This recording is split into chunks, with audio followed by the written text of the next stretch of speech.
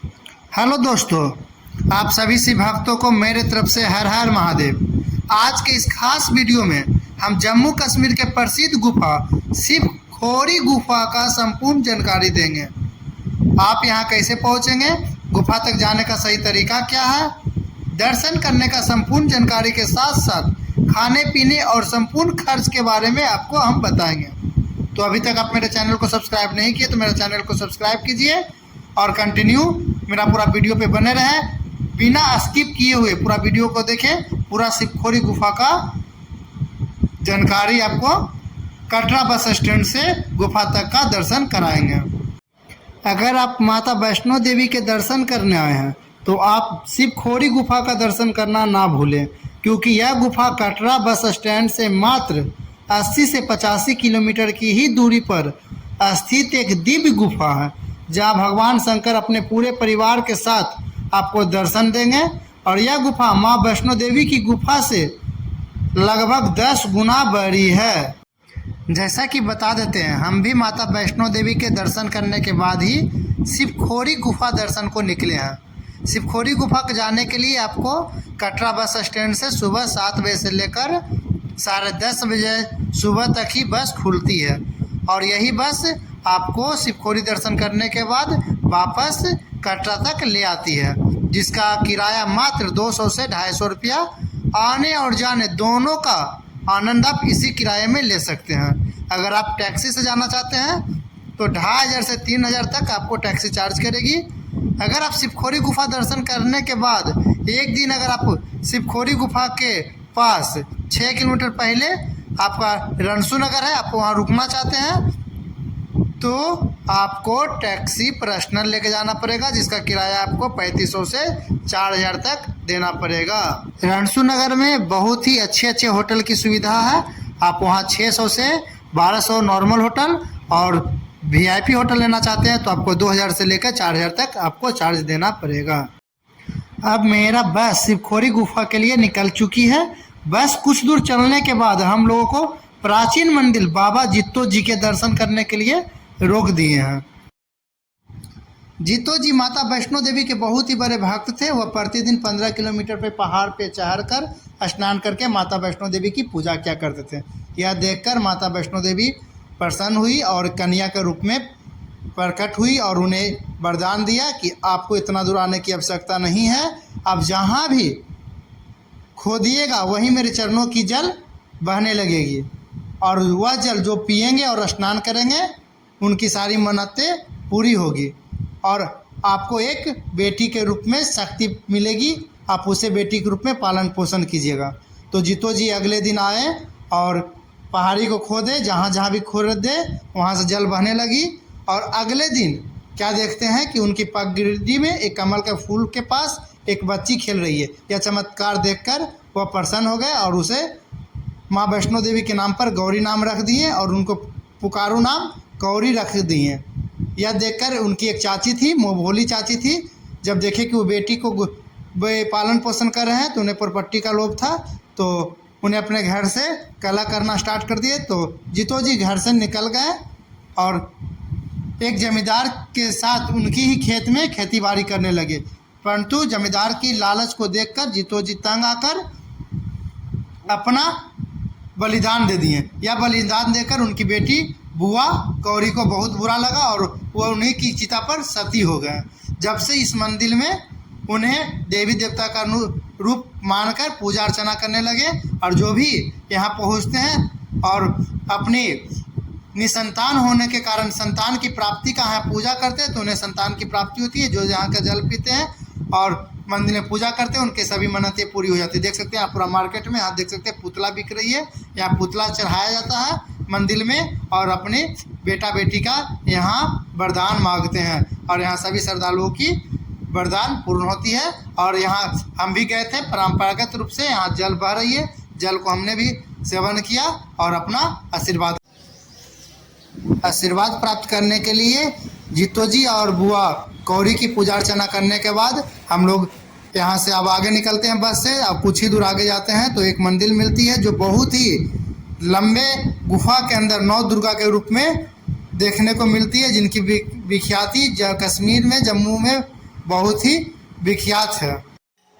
देख सकते हैं जो मंदिर का मुख्य द्वार दिखा रहा है, इसी मुख्य द्वार से श्रद्धालु अंदर प्रवेश करते हैं। और अंदर प्रवेश कीजिएगा तो देख सकते हैं बगल में आपको बड़ी बड़ी पहाड़ दिख रहे थे, उसी पहाड़ से आप अंदर प्रवेश कीजिएगा तो माता का नौवों रूप आपको गुफा के अंदर देखने को मिलेगी। और सभी श्रद्धालुगण का वहाँ मन्नतें पूरी हो जाती है। इस मंदिर के दर्शन करने के बाद आप देख सकते हैं हम लोग फाइनली बस पहुँच चुकी है शिवखोरी के लिए। बस इसके आगे नहीं जाती है, यहाँ से सभी श्रद्धालुगण बस से उतर जाते हैं और यहाँ से लोकल आपको 4 व्हीलर आपको चलेगी। आपका स्कूल वाहन जो रहती है वही स्कूल वाहन वाला मॉडल का टोटल गाड़ी रहती है। और यहाँ से लगभग 20 रुपया 15 रुपया किराया है, 15 से 20 रुपया किराया लेने के बाद आप फाइनली रनसू पहुँच जाइएगा। और यहाँ देखिए, यहाँ पहुँचने के बाद आपको आधार कार्ड लेके आना है। यहाँ श्राइन बोर्ड के द्वारा आपको आईडी कार्ड जैसे बनती थी अमरनाथ में, वैष्णो देवी में, उसी तरह यहाँ भी आईडी कार्ड बनती है। फिलहाल अभी यहाँ आईडी कार्ड नहीं बन रही है, लेकिन अभी तो 2024 में एक कागज़ की पर्ची ही बना के दी जाती है। इस पर्ची को दिखाने के बाद एंट्री गेट से आपको शिवखोरी गुफा के दर्शन करने के लिए पैदल यात्रा स्टार्ट किया जाएगा।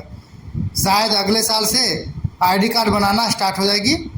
तो फिलहाल तो चलते हैं, आपको हम दिखाते हैं अब गुफा की संपूर्ण यात्रा।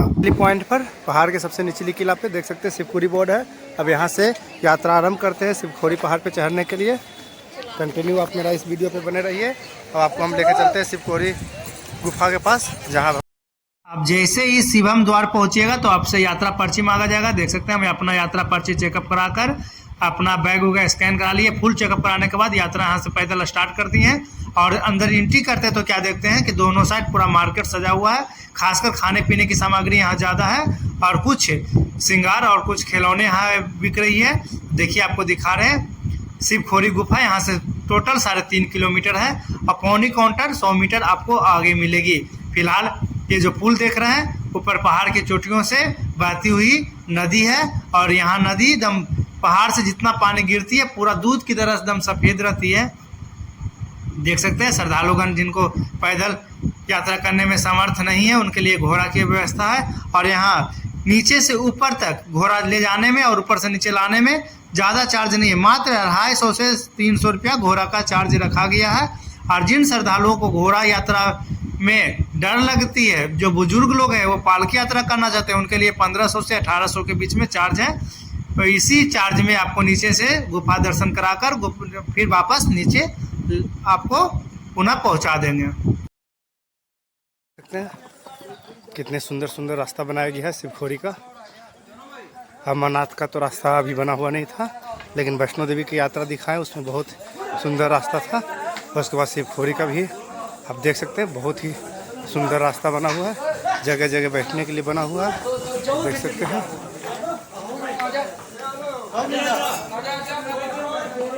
एक चीज़ आप याद रखें, अगर आप शिवखोरी यात्रा कर रहे हैं तो देखिए साफ लिखा गया है श्राइन बोर्ड द्वारा कि अगर आप घोड़े पे बैठ के यात्रा करते हैं तो घोड़े वाले की आप पहचान पत्र देख लें और उनका एक पहचान पत्र का फोटोकॉपी अपने पास से रख लें। देख सकते हैं। आपको बता देते हैं कि अगर आप शिवखोरी पैदल यात्रा कर रहे हैं तो ये 3.5 किलोमीटर की यात्रा आप 1.5 से 2 घंटे में कर लीजिएगा। तो आपको डरने की कोई आवश्यकता नहीं है। यहाँ बहुत ज़्यादा चढ़ाई नहीं है और बहुत ही अच्छी रास्ता बनाया गया और जगह जगह आपको पीने वाली पानी यहाँ मिलती रहेगी। शौचालय, सुलभ शौचालय जगह जगह आपको बनी हुई है। तो आपकी सुविधा के लिए यहाँ श्राइन बोर्ड कंटिन्यू काम कर रहे हैं। और ये देख सकते हैं ये नदी है, अभी पानी नहीं है, इसमें एकदम दूध वाली पानी बहता हुआ दिखेगी सीजन में, अभी फ़िलहाल सूखी हुई है। देख सकते हैं जैसे ही आप अभी आगे बढ़े हैं तो जगह जगह आपको खाने पीने की सामग्री वाली दुकान आपको मिलती रहेगी, पूजा पाठ वाली श्रृंगार आपको मिलते रहेगी। मतलब दुकान भी आपको पूरे रास्ता में दिखते रहेगी। आपको खाने पीने के लिए सोचने की आवश्यकता नहीं है। और पूरा यात्रा में 2 से 3 जगह आपको धार्मिक स्थल वाली मंदिर भी मिलेगी। आप सभी जगह अपना या तो जाते समय या तो आते समय आप पूजा पाठ करना ना भूलें।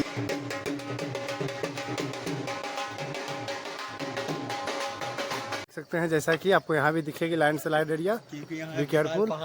देख सकते हैं गिरने की संभावना, ये जब गिरेगी ना तो हम पता नहीं मेरे कितने टुकड़े हो जाएंगे, इसलिए हमको यहाँ रुकना नहीं है।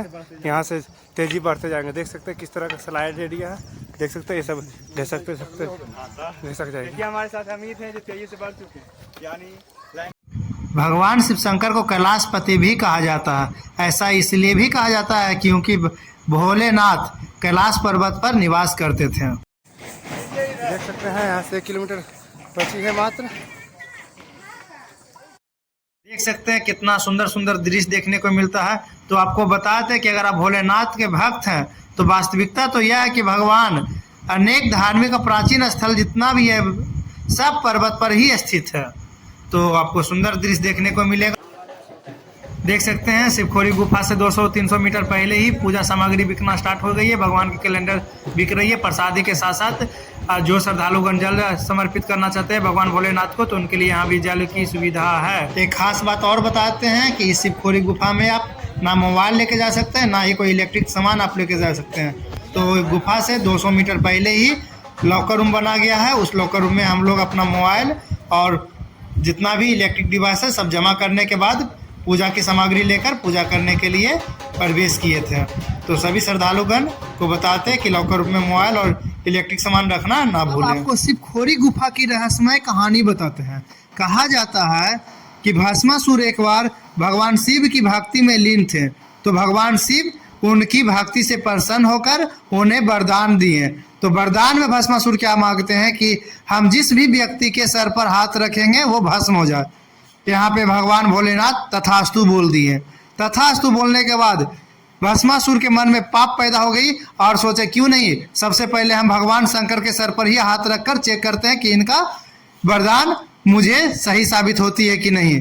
अब इस चाल को देखकर भगवान डर गए और डरने के बाद अपने त्रिशूल से एक गुफा का निर्माण किए और इसी गुफा में आकर छिप कर रहे।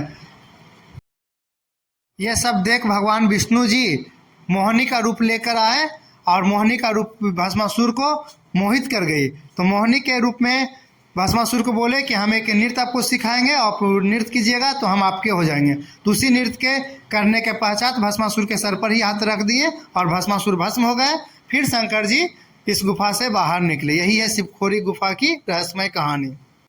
इस गुफा में प्रवेश करने के 2 मार्ग हैं, एक पुरानी वाली मार्ग, एक नई मार्ग। नई मार्ग बनाया गया है उन श्रद्धालुओं के लिए जिनका हृदय रोगी है, जो बच्चे हैं, बुजुर्ग हैं, उनके लिए ये नई गुफा का निर्माण किया गया है। और मात्र इसमें 100 मीटर अंदर चलिएगा, बहुत बड़ा गुफा है, आप दर्शन कर लीजिएगा। पुरानी गुफा में क्या है कि बाहरी भाग तो बहुत बड़ा है, 200 से 300 आदमी खड़े हो जाएंगे। अब भीतरी भाग 200 मीटर जब अंदर प्रवेश कीजिएगा तो सांप की तरह रेंग रेंग कर जाना आपको पड़ेगा। उसके बाद भगवान की दर्शन होगी।